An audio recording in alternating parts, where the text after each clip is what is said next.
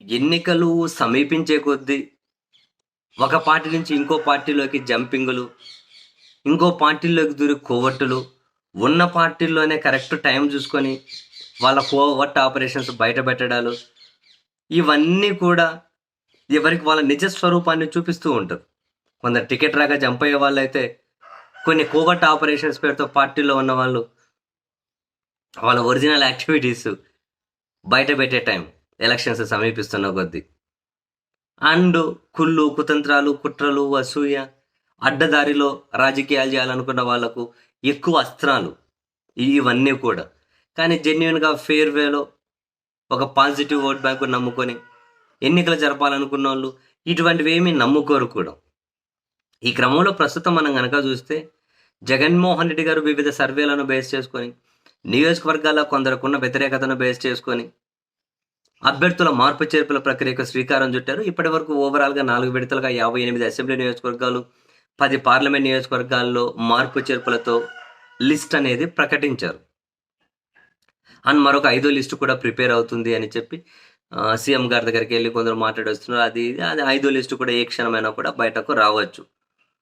ఈ క్రమంలో కొందరు కొన్ని చోట్ల వైఎస్ఆర్ కాంగ్రెస్ పార్టీ అభ్యర్థులను మార్చరు అనే అభిప్రాయం ఉన్న చోట కొందరు బయటకు రావడం మొదలెట్టి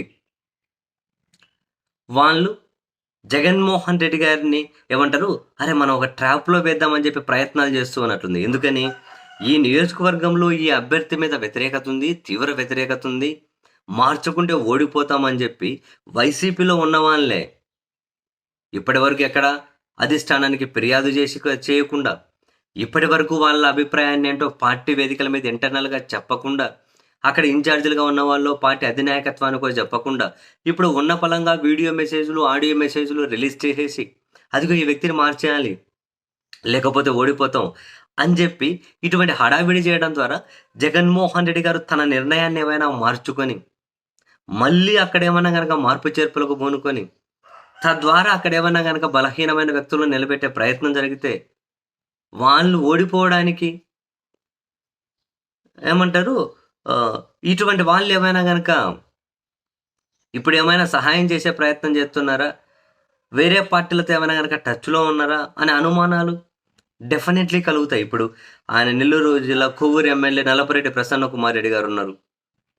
అక్కడేమి ఇప్పటి వరకు ఆయన మీద వ్యతిరేకత ఉందనో లేకపోతే ఇంకేదో పార్టీలోనో మరొకరో ఎక్కడ పెద్దగా బయట అటువంటి కమెంట్ చేసిన వాళ్ళు పెద్దగా అనిపించలేదు. తాజాగా తెలుగుదేశం పార్టీ మీడియాలో ఒక వార్త ఫుల్ చక్కర్లు కొడుతూ ఉంది. నల్లపురెడ్డి ప్రసన్న కుమార్ రెడ్డి సొంతం తమ్ముడు నల్లపురెడ్డి రాజేంద్ర రెడ్డి, ఆయన సొంతం బ్రదర్. అతను మా అన్న మీద తీవ్ర వ్యతిరేకత ఉంది, అహంకారం పెరిగిపోయింది, ఓడిపోతానని చెప్పి ఎవరిని పట్టించుకోవట్లే, ఒక్కో మండలం ఒక్కో వైసీపీ నాయకుడికి ఇచ్చేశాడు, అక్కడ ప్రజలకు ఎమ్మెల్యేకి కనెక్టివిటీ లేకుండా చేశారు, ఇటువంటి వాళ్ళను పార్టీ ఎంకరేజ్ చేయకూడదు, ఇటువంటి వాళ్ళకి టికెట్ ఇచ్చాము అని అంటే పార్టీకి చెడ్డ పేరు వస్తుంది. ఈ విధంగా ఒక ఆడియో మెసేజ్ అనేది రిలీజ్ అయ్యి తెలుగుదేశం పార్టీ పత్రికలకు బ్యానర్ హెడ్డింగ్ అయింది, తెలుగుదేశం పార్టీ మీడియాకి అది బ్రేకింగ్ న్యూస్ అయింది.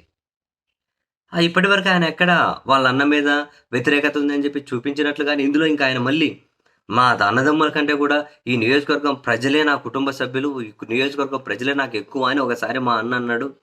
మేమేం తప్పు చేశాము, ఏం పాపం చేసాము, ఎంత సంబంధం లేకుండా ఎవరైనా అంటారు నా కుటుంబ సభ్యులు రాష్ట్రం అంతా అంటారు. దాని ఉద్దేశం వాళ్ళందరినీ కుటుంబాల్లో కలిపేసుకుంటారన్నా. నేను అదే అంటున్నా, ఉన్న ఫలంగా వీళ్ళు ఇటువంటివన్నీ ఆడియోలు బయట పెట్టి ఇటువంటి వ్యతిరేకత ప్రదర్శించడం ద్వారా అక్కడ బలంగా ఉన్న అభ్యర్థులను మార్పించడం కోసం ఇంకెవరి ట్రాప్లో అన్నబడి జగన్ గారిని ట్రాప్లోకి లాగుదామని చెప్పి ఏమన్నా ప్రయత్నం జరుగుతున్నాయా అనే చర్చ వైసీపీలోనే స్టార్ట్ అయింది. అండ్ పైపెచ్చు ఈ నల్లపురెడ్డి రాజేంద్ర రెడ్డి, ఈయన రాజకీయ శైలి ఇది ఒక భిన్నం. 99లో ఇండిపెండెంట్గా పోటీ చేశారు, 2009లో ప్రజారాజ్యంలో చేరారు, అప్పటి నుంచి చిరంజీవి పవన్ కళ్యాణ్తో సాన్నిహిత్యం ఉంటుంది. ఉన్న బలంగా ఇప్పుడు వాళ్ళ అన్న ప్రసన్న కుమార్ రెడ్డి మీద ఇటువంటి కమెంట్స్తో ఆడియో. సో ఎవరి కోవట్లో ఎవరి కోసం పనిచేస్తున్నారో, ఎవరిని ట్రాప్లో వేసే ప్రయత్నం చేస్తున్నారో, ఎవరు మైండ్ను మార్చే ప్రయత్నం చేస్తున్నారో అసలు ఈ ఎన్నికలప్పుడు అసలు అర్థమే కావబ్బా. ఆఫ్ కోర్స్ జగన్మోహన్ రెడ్డి గారు నాకు తెలిసి వీటన్నిటిలోనూ ఆరితేరి ఉన్నారు కాబట్టి most probably what is what అన్న సంగతి ఆయన ఫైండ్ ఔట్ చేయగలుగుతారు అని చెప్పి అయితే వైసీపీ శ్రేణులు అనుకుంటూ ఉన్నాయి. చూద్దాం ఇంకా ఎంతమంది ఎలాంటి రూపాల్లో బయటకొస్తారు.